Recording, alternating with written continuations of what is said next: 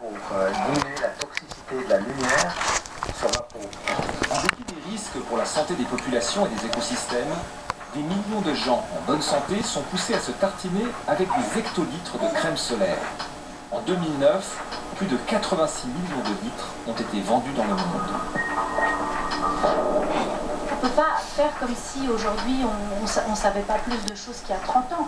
Or, on continue à faire des recommandations comme celles qu'on faisait il y a 30 ans, alors que la science et le savoir a évolué. La science et le savoir évoluent tout le temps.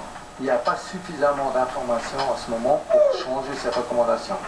Et puis moi, je continue aussi à mes enfants de mettre la crème solaire et d'assurer qu'ils se protègent la peau, parce que la toxicité de trop de soleil est plus grande qu'une possible toxicité de ces produits. Pourtant, les données inquiétantes s'accumulent depuis plusieurs années. Aux perturbateurs endocriniens s'ajoutent désormais les nanoparticules. En 2006, le Centre international de recherche sur le cancer a classé le dioxyde de titane cancérigène possible pour l'homme. Pas de chance. Il y en a déjà dans les cosmétiques, les dentifrices et les crèmes solaires. En 2009, plusieurs études ont montré que ces particules peuvent endommager l'ADN sans même pénétrer les cellules. Et cette année, c'est le professeur Jörg Tschok de l'Université de Lausanne qui crée le choc.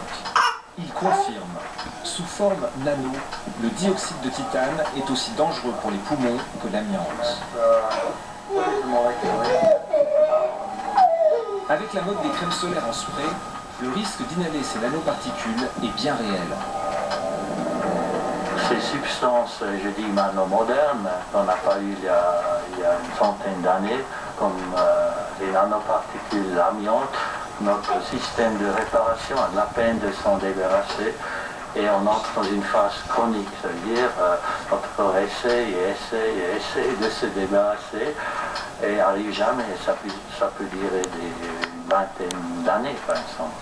Et ça, à la longue, ça devient toxique. Il existe une alternative au dioxyde de titane, c'est l'oxyde de zinc, mais il est plus difficile à travailler et moins transparent sur la peau.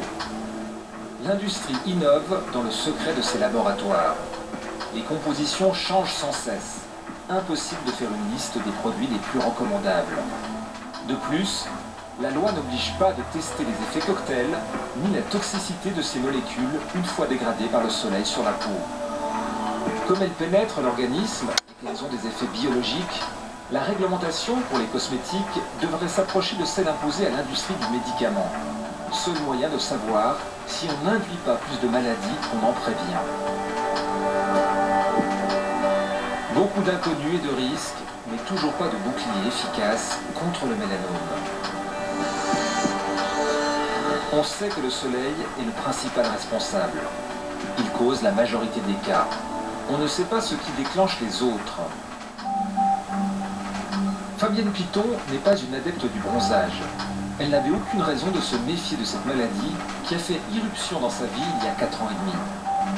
J'avais toujours eu un petit bouton sur la tête et puis j'ai été chez le coiffeur et puis le coiffeur m'a dit mais votre bouton n'est pas beau du tout, il faudrait aller voir un chirurgien.